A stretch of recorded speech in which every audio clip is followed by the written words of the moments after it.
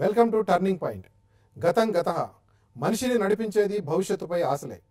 అందుకే గతమనే నిన్నటిని మర్చిపోయి దానిని జ్ఞాపకాలనే పుస్తకంలో పదిలపరిచి కొత్త ఏడాదిలో సరికొత్త ఆశల సౌధాలు నిర్మించుకోవడానికి సన్నద్ధమవ్వాలి. రాజకీయం, ఆర్థికం, ఆటలు ఇలా రంగాలు ఎన్నో. అవి నేర్పిన పాఠాలు కూడా అనంతం. విషాదాలు, విపత్తులు, విజయాలు, ఆశ్చర్యాలు, వింతలు, విశేషాలు ఇలా ఎన్నో అనుభవాలను పంచిన గతంలో కొన్ని మరపురాని, మర్చిపోలేని సంగతులు మననం చేసుకోవడానికి టీవీ5 చేసిన ప్రయత్నమే టర్నింగ్ పాయింట్. 2014లో మంగళయాన్, రొసెట్టా వంటి అంతరిక్ష విజయాలు దక్కాయి. ప్రాణాంతక వ్యాధిగా మారి భయపెడుతోంది. ఇస్లామిక్ స్టేట్ పేరిట నరమేధం నిర్విరామంగా జరుగుతోంది. ఇదే ఏడాది అమాయక చిన్నారుల రక్తంతో పాక్లోని పెషావర్ నగరం తడిసి ముద్దయింది. అటు ఆగర్భ శత్రువులైన అమెరికా, క్యూబాల మధ్య స్నేహం చిగురించింది. ఇటు పుతిన్, ఒబామాల మధ్య శత్రుత్వం మరింత పెరిగింది. మలేషియా విమాన అదృశ్యం ఆధునిక సాంకేతిక పరిజ్ఞానానికి సవాల్ విసిరింది. క్రూడాయిల్ ధరల పతనం వర్ధమాన దేశాలకు వరమైంది. సార్వత్రిక ఎన్నికల్లో బీజేపీ సొంతంగా మెజార్టీ సాధించి చరిత్ర సృష్టించింది. తృతీయ కూటమికి అడ్రస్ లేదు. కొన్ని ప్రాంతీయ పార్టీలు మెరిశాయి, మరికొన్ని మనుగడ కోసం పోరాటం చేస్తున్నాయి. దేశ రాజకీయాల్లో తెలంగాణ ఆవిర్భావం ఓ చరిత్రగా మారింది. తెలుగు ప్రజలు 2 రాష్ట్రాలుగా విడిపోయారు. ఇలా విశ్వవ్యాప్తంగా ఎన్నో తీపి వార్తలను, మరికొన్ని చేదు జ్ఞాపకాలను మిగిల్చిన 2014పై స్పెషల్ టర్నింగ్ పాయింట్లో ప్రత్యేక చర్చలోకి వెళ్లే ముందు మన స్టూడియోలో ఉన్న విశ్లేషకులను ఒకసారి పరిచయం చేసుకుందాం. మనతో స్టూడియోలో ప్రముఖ విశ్లేషకులు వి ప్రకాష్ గారు ఉన్నారు, ప్రొఫెసర్ హరగోపాల్ గారు, ఆంధ్రప్రదేశ్ ప్రణాళికా మండలి వైస్ చైర్మన్ కుటుంబరావు గారు ఉన్నారు, ప్రముఖ విశ్లేషకులు సి నరసింహారావు గారు, ప్రముఖ విశ్లేషకులు బండారి శ్రీనివాసరావు గారు మనతో స్టూడియోలో ఉన్నారు. వివిధ రంగాలకు చెందినటువంటి ప్రతినిధులు చాలా మంది మనతో స్టూడియోలో ఉన్నారు. వీళ్ళందరితో కూడా మనం టర్నింగ్ పాయింట్లో వివిధ అంశాలకు సంబంధించినటువంటి చర్చని చేపట్టబోతున్నాం. 2014 ప్రత్యేకమైనది. ఒకటిగా ఉన్న రాష్ట్రం 2గా విడిపోయిన ఏడాది. ఎంత కష్టంగా విభజన జరిగిందో అంతకంటే ఎక్కువ సమస్యలు 2 రాష్ట్రాలను పలుకరిస్తున్నాయి. నెలలు గడుస్తున్నా అపరిష్కృతంగానే ఉన్నాయి. తెలుగు చరిత్రలో 2014 కీలక అధ్యాయం. 60 ఏళ్ల ఉద్యమం ఫలించిందన్న సంతోషం ఒకవైపు, విభజనతో తమకు అన్యాయం జరిగిందన్న అసంతృప్తి మరొక వైపు.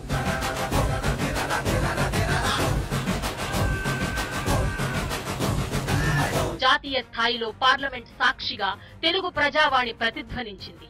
విభజనకు అనుకూల, ప్రతికూల వాదనలు ఢిల్లీ నుంచి గల్లీ వరకు దద్దరిల్లాయి. పార్లమెంట్లో బిల్లుపై చర్చ సమయంలో రేగిన అలజడి అంతర్జాతీయంగా చర్చనీయాంశమైంది. ఎన్నో వాదనలు, మరెన్నో ఘర్షణలు, చర్చల మధ్య బిల్లు ఆమోదం పొందింది.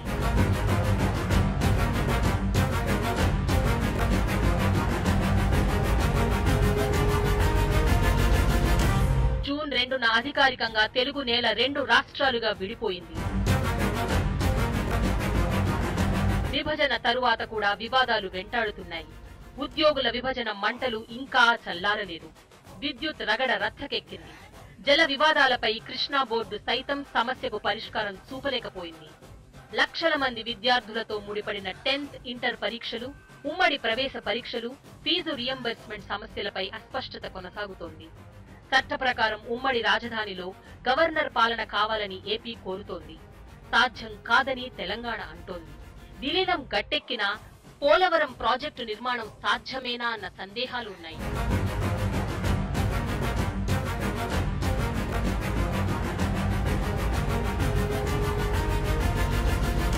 అన్నదమ్ముల్లా కలిసి ఉండాల్సిన రాష్ట్రాల మధ్య సోదర భావం ఇంకా పెంపొందడం లేదు. ప్రజల మధ్య లేని అపోహలు ప్రభుత్వాల మధ్య పెరిగాయి. సమస్యలు పెరుగుతున్నాయి. భవిష్యత్తుపై ప్రజల్లో ఆందోళన అలాగే ఉంది. పరిష్కరించుకోవాల్సిన వివాదాలున్నాయి. రాష్ట్రాలుగా విడిపోయినా కలిసిమెలిసి తెలుగు ఐక్యతను కాపాడాల్సిన బాధ్యత కూడా ఉంది. హరగోపాల్ గారితో మాట్లాడుతాం. హరగోపాల్ గారు, 2 రాష్ట్రాలుగా విడిపోయాం, తెలుగు వాళ్ళకి 2 రాష్ట్రాలు ఉంటే తప్పేంటి అనేటువంటి వాదన ఉద్యమ సమయంలో వచ్చింది. లేదు, తెలుగు వాళ్ళంతా ఒకటిగానే ఉండాలి అనే వాదన వచ్చింది. సరే, what ever it maybe 2014 Telugu వాళ్ళకి 2 రాష్ట్రాలు వచ్చింది.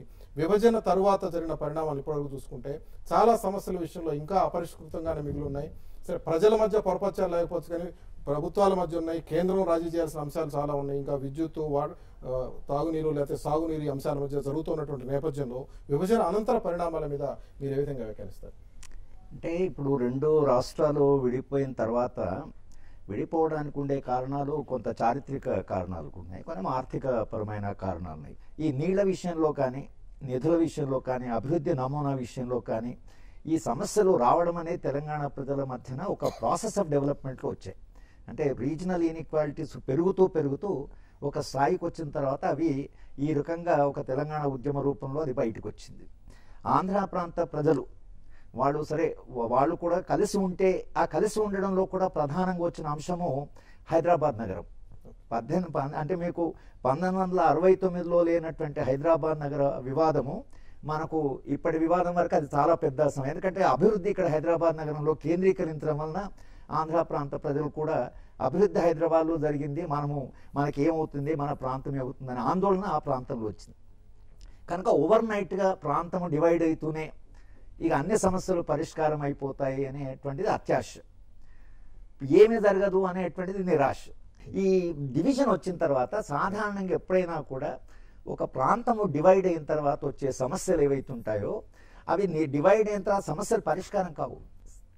అంతకుముందు చాలా కాలంగా ఉన్నటువంటి సమస్యలన్నీ ముందుకు వస్తాయి. మన division is not a solution, division create new problem. ఆ ప్రాబ్లం సాల్వ్ చేసే దాంట్లో పొలిటికల్ కెపాసిటీ, పొలిటికల్ అండర్స్టాండింగ్, కేంద్ర ప్రభుత్వం తీసుకునే పాత్ర, ఇవన్నీ కూడా దాంట్లో ఉంటాయి. మిగతా అంశాలు ఏంటి సార్? విభజన అనంతరం వచ్చిన సమస్యలు, ఎడ్యుకేషన్ సంబంధించిన విషయం కొనసాగుతుంది. నిన్న కూడా ఇంటర్ ఎగ్జామ్స్ సంబంధించి గడుస్తుంది, ఈ రోజు కూడా ఎంసెట్ సంబంధించిన వివాదం నడుస్తుంది. మీరు ఇందాక శ్రీశైలం వాటర్ సంబంధించి ఈ ఇష్యూస్ ఉన్నాయి, పరిష్కారం లేదనుకుంటున్నారా? మీరు ఇందాక ఎవరు ముఖ్యమంత్రులు వాళ్ళ వాదనలు వినిపిస్తున్నారు, బట్ ఏదో ఒక వాస్తవం అయితే ఒకటే ఉండాలి కదా. దానికి ఇక్కడ మేము అంటే ఒక చరిత్ర కాబట్టి చెప్తున్నాము. కృష్ణా నది ఏదైతుందో రెండు రాష్ట్రాలు విభజింపబడ్డ తర్వాత కృష్ణా నది చాలా కాంట్రవర్షియల్ రివర్ అయిపోతుంది అనేది అందరికీ తెలుసు. ఎందుకంటే ఒకటి, ఆ ప్రాంతంలో దాదాపు 3 క్రాప్స్ పండిస్తున్నటువంటి రైతులు ఉన్నారు. మా మహబూబ్నగర్ జిల్లాలో ఒక క్రాప్ కాదు, సగం క్రాప్ కూడా నీళ్లు రాల. ఇది హిస్టారికల్ రియాలిటీ. నిజానికి ఒకసారి డివిజన్ జరిగిన తర్వాత ఏమైతుంది, ఎలక్ట్రిసిటీ ఒక అవసరమైంది, వాళ్ళకి నీళ్ళు ఒక అవసరమైంది. శ్రీశైలం మీరు తీసుకుంటే, శ్రీశైలం హైడ్రో ఎలక్ట్రిక్ ప్రాజెక్ట్ను మీరు అనుకుంటే, తెలంగాణ ప్రాంతం వాళ్ళేమో దాన్ని నీళ్ళు ఆపడానికి మాకు ఎలక్ట్రిసిటీ లేదన్నారు.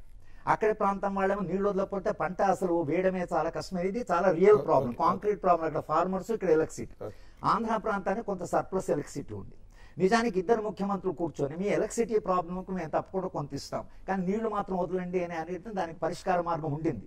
కానీ అక్కడ వాళ్ళు చాలా మొండికి వేసి ఎలక్ట్రిసిటీ విషయంలో మేమే ఇచ్చేది లేదు, కానీ నీళ్లు మాత్రం మీరు వదలాలని చెప్పేసి కృష్ణా రివర్ బోర్డుకు అప్లై చేసి, ఈ సమస్య కృష్ణా రివర్ యొక్క వాటర్ డివిజన్ ఏదైతుందో అది హిస్టారికల్గా డివైడ్ చేయడంలో జరిగినటువంటి ఏదైతే అన్యాయం అనండి, తర్వాత ఆనాడు ఉండేటువంటి చారిత్రక స్పృహ లేకపోవడం వల్ల తీసుకున్న నిర్ణయాల వలన ఇప్పటి తరము 2014 ప్రజలు దాన్ని ఫేస్ చేస్తారు. మీరు అన్నట్టుగా బోర్డులు కూడా చేతులు ఎత్తేసిన పరిస్థితి మనం చూస్తూ ఉన్నాం. గోదావరి బోర్డు కూడా మీరిద్దరు కూర్చొని మాట్లాడుకోవాలి, మీరు వినకపోతే మేమేం చేయలేము అనేటువంటి ఒక పరిస్థితి చూస్తాం. మీరు స్పెషల్ స్టేటస్ సిస్టమ్ అన్నారు కదండి రెండు రాష్ట్రాలకి, అన్నారా లేదా?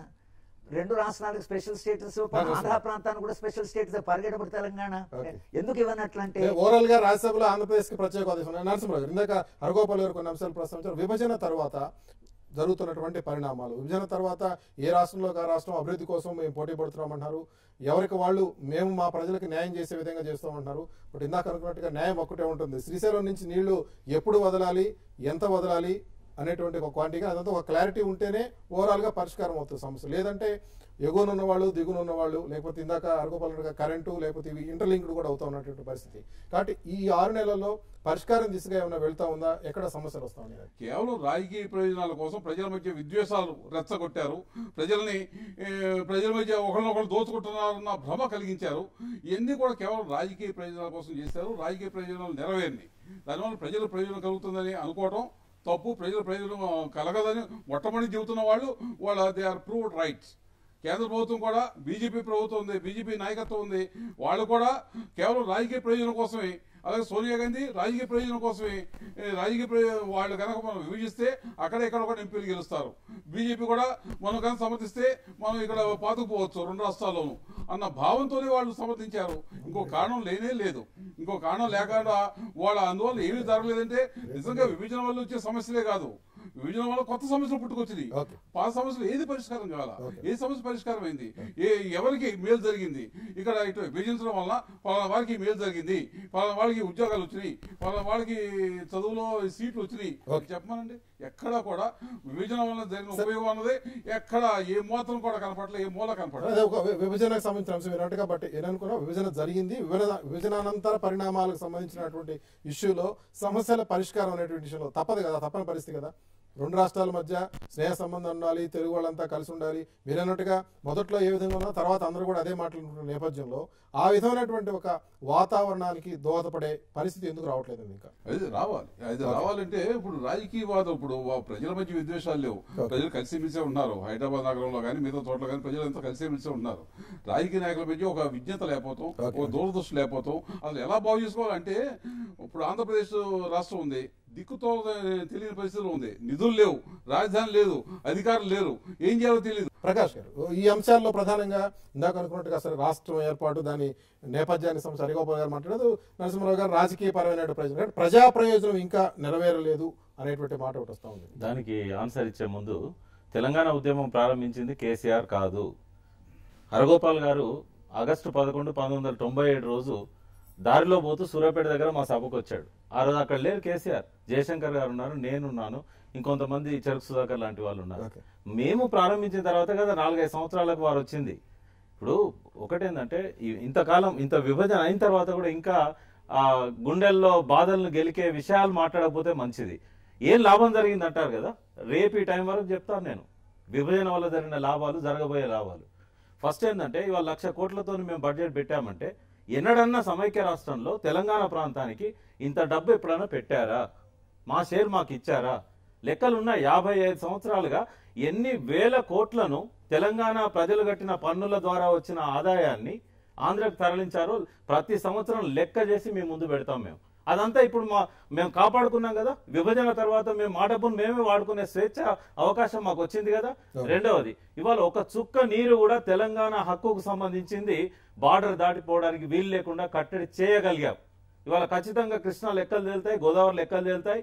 మా నీళ్లను మేము వాడుకునే అవకాశం మాకు వచ్చింది. మా ఉద్యోగాలను మా పిల్లలకు ఇచ్చే అవకాశం మాకు వచ్చింది. మా తెలంగాణ చెరువులలో పూర్తిగా తీసి ఎన్నడన్నా తట్టడి మన తీశారా 55 ఏళ్లలో?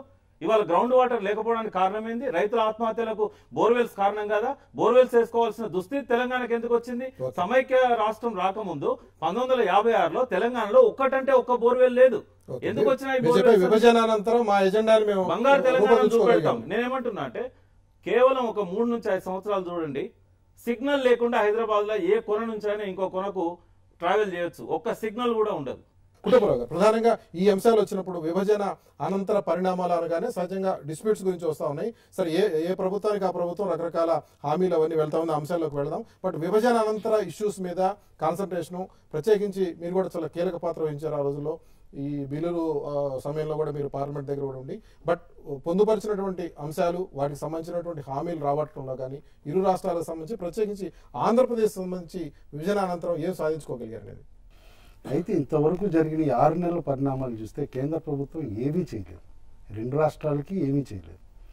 2 రాష్ట్రాలు వాళ్ళ సమస్యలు అక్కడ గోడులాగా చెప్పుకుంటున్నారు, ఇంతవరకు అయ్యింది లేదేమి. ఎంత టైంలో అవుతాయో కూడా చెప్పలేం. ట్యాక్స్ ఇన్సెంటివ్స్ 2 రాష్ట్రాలకు అన్నారు, స్పెషల్ కేటగిరీ ఆంధ్రప్రదేశ్కి ఇస్తామన్నారు. ఇటు ట్యాక్స్ ఇన్సెంటివ్స్ 2 రాష్ట్రాలకి రాలేదు, అటు స్పెషల్ కేటగిరీ ఆంధ్రప్రదేశ్కి రాలేదు.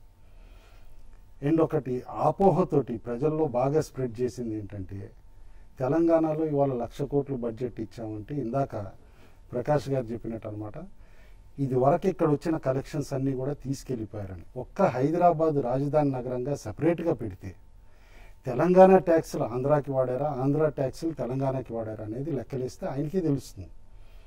రాజధాని నగరాన్ని ఒక్కదాన్ని పక్కకి పెడితే, కాబట్టి ఆపోహలతోటి ఇవాళ కట్టడాలు కట్టేశారనమాట. లేదు ఇంత డ్యూటీ అయింది, అంత దోపిడీ అయిందని.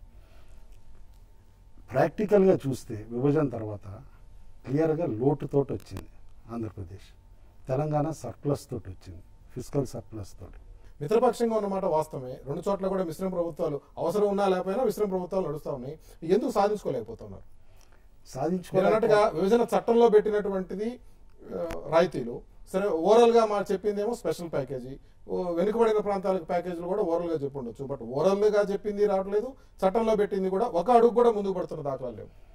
సాధించుకోలేదని చెప్పేసి ఏమనొద్దండి. ఎందుకంటే క్లియర్గా కేంద్ర ప్రభుత్వం ఫామ్ అయిన తర్వాత అరుణ్ జైట్లీ గారు ఇచ్చిన మొదటి బడ్జెట్ మీరు అబ్జర్వ్ చేస్తే చిదంబరం గారి బడ్జెట్ కంటిన్యూషన్గా ఉండింది. ఎందుకంటే చిదంబరం గారు ఓటాన్ అకౌంట్ బడ్జెట్ ఇచ్చారు, దానికి పెద్ద చేంజెస్ చేయకుండానే అరుణ్ జైట్లీ గారు బడ్జెట్ ఇచ్చారు. లిటరల్లీ ఫైనాన్షియల్ ఇన్సెంటివ్స్ కానీ ఏదైనా ప్రోత్సాహకాలు ఇవ్వాలన్నా కూడా అన్నమాట నెక్స్ట్ బడ్జెట్కి ఏదైనా క్లారిటీ వస్తుందని చెప్పేసి అనుకుంటున్నాం. ఎందుకంటే ఫుల్ ఫ్లెజ్డ్ బడ్జెట్ నెక్స్ట్ ఉంటుంది. అండ్ ఈసారి వచ్చే బడ్జెట్ కూడా చాలా కీలకం ఆంధ్రప్రదేశ్కి ఎస్పెషల్లీ. రెవెన్యూ లోటు ఉందంటే ఆ లోటుని మేము కొంత భర్తీ చేస్తాము. అప్పుడు 16,000 కోట్ల లేకపోతే 8,000 కోట్ల ఫిగర్స్ అయితే 2-3 వచ్చినాయి. బట్ నిన్న మొన్నట్లో వార్తలు వచ్చినాయి, అది కూడా వచ్చే అవకాశం లేదన్నట్టుగా. బట్ ఇటు తెలంగాణకు కూడా ఇందాక ఇన్సెంటివ్స్ అనే విషయంలో 2 రాష్ట్రాల్లో కూడా ఉంది. బట్ ఓవరాల్ గా సమస్యల పరిష్కారం ఒకటి, రావాల్సినవి రాబట్టుకోవటం, ఈ 2 అంశాల్లో ఏం జరిగింది అనుకుంటారు ఈ 6 నెలల్లో? చంద్రబాబు నాయుడు గారు ముఖ్యమంత్రి కావటం, నరేంద్ర మోడీ గారు ప్రధానమంత్రి కావటం, చంద్రశేఖర్ గారు ముఖ్యమంత్రి కావటం, ఇవన్నీ కూడా సంఘటనలు. కానీ రియల్ టర్నింగ్ పాయింట్ ఏదన్నా ఉంది అంటే రాష్ట్ర విభజన మించింది అయితే నేను ఏమీ ఉందని నేను అనుకోవట్లేదు. కానీ దురదృష్టం ఏంటంటే రాష్ట్ర విభజన జరిగింది, కానీ రాష్ట్ర విభజన జరిగినట్టుగా ఈ ముఖ్యమంత్రికి ఆ ముఖ్యమంత్రికి ఏమైనా అనిపిస్తుందా లేదా నాకు ఎప్పుడు అనిపిస్తుంటుంది. ఇప్పుడు కూడా వాడు సిలబస్లో లేని విషయాలు మాట్లాడుతున్నారు. ఇప్పుడు ఏదైనా ఒక సిలబస్ ఉంటుంది కదా, పెద్దానికి వాళ్ళకు ఒకటి ఉంది, రాజకీయంగా ఒక సిలబస్ ఉంది. ఇప్పుడు చూడండి మీరు ఆ సిలబస్ ఎంత ఎత్తుకున్నా కూడా కనపడదా, అది వేరే విషయాలు మాట్లాడతారు. సిలబస్ అంటే మీ దృష్టిలో సిలబస్ అంటే మామూలుగా రాష్ట్ర విభజన ఒక చట్టం, వ్యవహారం, పద్ధతులు, వ్యవహారం చాలా ఉన్నాయి కదండి. ఎవరి రాష్ట్రాన్ని వాళ్ళకి గొప్ప చెప్పారు, మీ పరిపాలన మీరు చేయండి, మీ పరిపాలన మీరు చేయండి అని చెప్పి ఇచ్చారు. ఎవరిచ్చారు? సరే, అది రాష్ట్ర విభజన కాదు, ప్రజలు కూడా ఎంత పద్ధతిగా ఇచ్చారంటే ఈసారి తీర్పు మళ్ళీ నేను వాళ్ళ మీద ఆధారపడి నేను చేస్తున్నాను కాబట్టి నేను ఈ పని చేయలేకపోవడానికి వాళ్ళు నాకు అడ్డం పడుతున్నారు అంటానికి వీల్లేని విధంగా విస్పష్టమైన తీర్పు ఇచ్చారు. ఇక మనం ఏదో చెప్పడానికి ఇగో కారణాలు చెప్పడానికి వీల్లేని తీర్పు అనమాట, ప్రజా తీర్పు అంత స్పష్టంగా ఉంది. కాబట్టి ఇవాళ కనీసం 2014 ఎట్టగా అయిపోయింది, 6 నెలల కాలం నా దృష్టిలో అయితే పూర్తిగా వృధా చేశారని నా ఉద్దేశం. వీళ్ళిద్దరు చాలా గొప్పవాళ్ళు, సిలబస్ లో లేని అన్ని కానీ 6 నెలల కాలం అయితే మాత్రం నా దృష్టిలో నేను చాలా స్పష్టంగా చెబుతున్నా, మోమాట ఏం లేదు. వీళ్ళు అనవసరమైనటువంటి తగాదాలతోటి, గిల్లి కజ్జాలతోటి లేనిపోనివన్నీ సృష్టించుకొని, అందుకే సిలబస్ లో లేని వ్యవహారాలన్నీ బయటికి తీసుకొచ్చి కొత్త సమస్యలు సృష్టించుకుంటూ, కొత్త వాగ్దానాలు చేసుకుంటూ, పాత వాగ్దానాలను మరిపించుకుంటూ ఏదో చేస్తారు. ప్రకాష్ గారు, కుటుంబరావు గారు, అందరికీ నమస్కారం. నేను ఏమంటున్నానంటే, ఫస్ట్ నేను చాలా రోజు నుంచి ఒక వాయిస్ వినిపించాలంటే నాకు ఎక్కడ ఛాన్స్ దొరకట్లేదు సార్. ముందు TV5 నేను థ్యాంక్స్ చెప్తున్నాను. ఏంటంటే అది రైతుల గురించి. మనకు బంగారు తెలంగాణ అంటే నా దృష్టిలో మాత్రం రైతులు ఎప్పుడైతే సంతోషంగా ఉంటారో, ఎప్పుడు ఆనందంగా ఉంటారో అప్పుడే బంగారు తెలంగాణ. ఇప్పుడు 6 నెలలు వచ్చిన 6 నెలల కేసీఆర్ కూడా ఏం చేయలేదు కాదని నేను అనట్లేదు. నేను కేసీఆర్ గురించి మాట్లాడలేదు, ఇంకెవరి గురించి మాట్లాడలేదు. ఎవరైతే ప్రజలు ఓటు వేశారో వాళ్ళందరి నాయకుల గురించి నేను మాట్లాడుతున్నాను. Top to bottom, Narendra Modi గారి నుంచి కేసీఆర్ గారి దాకా, శాసనసభ్యుల దగ్గర, సర్పంచ్ దాకా అందరినీ ఒకటి అడుగుతున్నాను. మీకు రైతుల దగ్గర వెళ్తాను తీరిక ఉంటుందా? వాళ్ళు ఎన్ని కష్టాలు పడుతున్నారు. ఇప్పుడు తెలంగాణలో అనుకుంటే నీరు, విద్యుత్ సంక్షేమం ఉంది, దాని గురించి మీరు ఏం పట్టించుకోరా? ఆత్మహత్యలు చేసుకుంటున్నారు. కాదు ఇక్కడ చెప్పానండి, భారతదేశం వెన్నెముక ఎవరండి? రైతులు. ఇది నిజంగా నా ఆవేదన అండి. నిజంగా ఎన్నో రోజులు నేను ఉంచుకుంటున్నాను, ఎవరిని అడిగినా ఎవరు పట్టించుకోవట్లేదు, ఏ నాయకుడు నాకు సమాధానం చెప్పట్లేదు.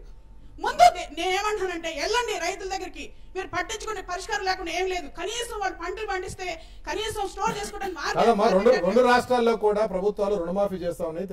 ఇక్కడ తెలంగాణలో 1,00,000 రూపాయలు చేస్తున్నారు, ఆంధ్రప్రదేశ్ లో 1,50,000 వరకు రుణమాఫీ ఉంది. ఆ ప్రాసెస్ జరుగుతా ఉంది. కొంతవరకు ఆ మేరకు రైతుకి కొంత రిలీఫ్ ఇచ్చే ప్రయత్నం జరుగుతా ఉంది.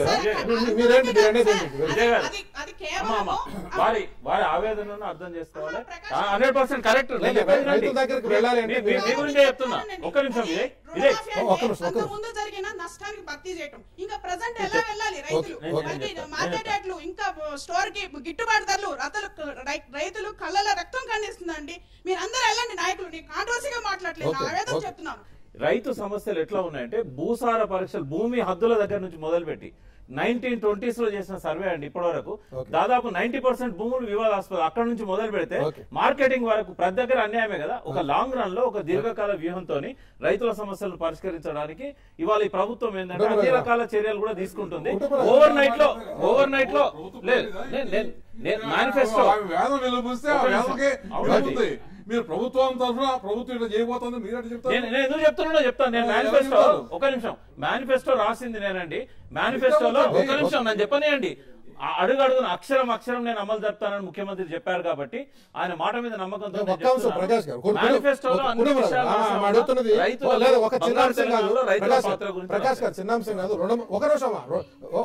రుణమాఫీ అనేది అప్పటి వరకు జరిగిన నష్టాన్ని భర్తీ చేయడం. బట్ మనం చాలా చెప్తూ ఉంటాం కదా, వ్యవసాయాన్ని లాభసాటిగా చేస్తామనే మాట ప్రతి రాజకీయ నాయకుడు చెప్తున్నాడు. దాన్ని చేయాలంటే ఇందా ప్రకాష్ గారు అన్నట్టుగా భూసార పరీక్ష నుంచి మొదలు పెడితే తనకు గిట్టుబాటు ధర వచ్చేంత వరకు కూడా ఎటువంటి ఇబ్బంది లేకుండా తన సరుకు నిల్వ చేసుకునేటువంటి ఒక శక్తి ధైర్యం వచ్చేటువంటి స్థాయి వరకు ఇటువంటి పరిస్థితి మధ్యలో క్రిమిసంహారక మందులు కానీ పురుగు మందులు కానీ లేకపోతే ఎరువులు కానీ లేకపోతే సకాలంలో రావటం సరైన ధరలకు రావటం గిట్టుబాటు ధర రావటం ఈ అంశాలన్నీ జరిగితే అప్పుడు జరిగే పరిస్థితి.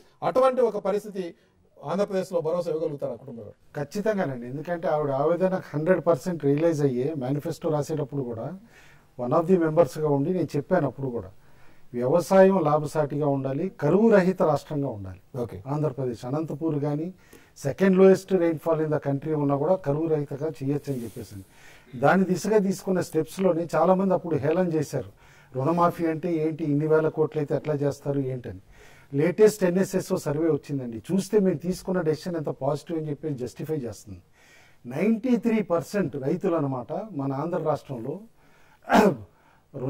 రుణాల ఊబిలో కూరుకుపోయి ఉన్నారని చెప్పేసి సర్వే చెప్పింది. 93%. అయితే బ్యాంకులు ఏదైతే రుణాలు ఇచ్చినాయి అందులో మీరు చూస్తే 50,000 రూపాయల కంటే తక్కువ తీసుకున్న రుణాలు దాదాపు 63% మంది అండి. అంటే 50,000 రూపాయల వరకు కూడా మాఫీ చేయలేని ప్రభుత్వాలు అయ్యి, అదే CDR ప్యాకేజీలని అయ్యని కొన్ని లక్షల కోట్లేమో ఇండస్ట్రీస్కి ఇండస్ట్రీ వైవర్స్ ఇవ్వచ్చు, అన్నీ కూడా చేయొచ్చు. ఇవాళ RBI గవర్నర్ గారు అనొచ్చు, ఇంకొకళ్ళు కూడా అనొచ్చు ఈ పని చేస్తాయా లేదా రుణమాఫీలు అని చెప్పేసి. ఖచ్చితంగా రైతులకి ఒక విధంగా భరోసా ఇస్తాయి. ఎందుకంటే రేపు లాభసాటిగా చేయాలంటే ఒక పక్కన అప్పు పక్కన ఉంటే గనక వచ్చిన పంటను కూడా ఎమ్మటే అమ్ముకోవటానికి చూస్తాడు. ఇవాళ అప్పు లేకపోతే గనక పంటకి సరైన ధర వచ్చే వరకు కూడా ఆపుకోగలుగుతాడు.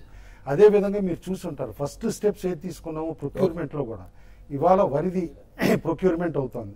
ఆల్రెడీ ఈస్ట్ వెస్ట్లో ఉండండి. ఎప్పుడైతే కనుక ధర తగ్గుతూ ఉందంటే ఇమీడియట్గా ముందుకెళ్ళేసి మోర్ దాన్ 3 lakh tons అనమాట ఆల్రెడీ పర్చేస్ చేయడం. కానీ ఎందుకంటే సంవత్సరం మొత్తం రైతు కష్టపడతాడు, ఒక తుఫాన్ వచ్చో లేకపోతే ఏదో కొట్టుకుపోతే గనక దానికి ఇన్సూరెన్స్ ఏమో అరా కొర ఇస్తారు. అదే మనం పట్నంలో ఉండి ఒక కారు కొత్తది కొని ఇన్సూరెన్స్ లేకపోతే ముందు నెంబర్ రిజిస్టర్ చేయరు, ఆ కారు నెక్స్ట్ డే యాక్సిడెంట్ అయితేనేమో ₹1,00,000 ఖర్చు అయ్యేటట్టయితే 90,000 ఇన్సూరెన్స్ కంపెనీ ఇస్తుంది. రైతుకు ఆ విధంగా ఇన్సూరెన్స్ స్కీమ్ తీసుకురారా? ఆ దిశగానే స్టెప్స్ కూడా చేపడుతున్నాం. రెండు రాష్ట్రాలు కూడా ఈ రోజు రెండు రాష్ట్రాల ప్రజలు కూడా ఇబ్బంది పడతా ఉన్నారు. ముఖ్యంగా ఎందుకు అంటే అక్కడ చూసుకుంటే ఆయన అరచేతిలో వైకుంఠం చూపిస్తున్నారు సార్ గారు, ఇక్కడ చూస్తే ఈ సార్ గారు కూడా సేమ్ అంతే అరచేతిలో వైకుంఠం. అంటే చిన్నప్పుడు మనం చూసుకున్నట్టుగా ఇక పట్నం వెళ్ళొచ్చా అని చెప్పి ఒక కెమెరా చూపించి పక్క నుంచి ఒక పాట పాడేవాడు ఒక ఆయన, సేమ్ అలాగే మనకి రీల్ తిప్పుతా మొత్తం ఈ రెండు రాష్ట్రాల ప్రజలను కూడా ఇబ్బంది పెడతా ఉన్నారు. ముఖ్యంగా కావాల్సింది ఏంటంటే మేము కోరుకునేది, ఒక సామాన్య వ్యక్తిగా మేము కోరుకునేది ఏంటంటే మీరు ఏమైనా చెప్పండి, అక్కడ స్కైలాబ్ కట్టండి లేకపోతే ఇక్కడ సింగపూర్ చూపించండి, ఏదైనా కానీ మాకు సంబంధం లేదు. సామాన్య వ్యక్తి హ్యాపీగా కడుపు నిండా భోజనం చేసి సంతోషంగా ఉండే ప్రత్యేకమైన, అది బంగారు తెలంగాణ కావచ్చు, బంగారు ఆంధ్ర కావచ్చు, ఇంకేదైనా కావచ్చు, కానీ ఈ రెండు లేకుండా సామాన్యుడు కడుపు నిండా తిని హ్యాపీగా పడుకొని ఎలాంటి ఇబ్బంది లేకుండా ఉండే ఒక ప్రజాస్వామ్యం ఏదైతే ఉందో అది మేము కోరుకుంటున్నాం. శ్రీశ్రీ గారు అన్నట్టుగా స్వతంత్రం, సమభావం, సౌహార్దం సౌహార్దం పునాదులే ఇల్లు లేచి జనావరికి శుభం పూచి శాంతి కాంతి కాంతి శాంతి జగమంతా జయిస్తుంది, ఆ స్వర్గం ఫలిస్తుంది. మాకు కావాల్సింది అదే కావాలి.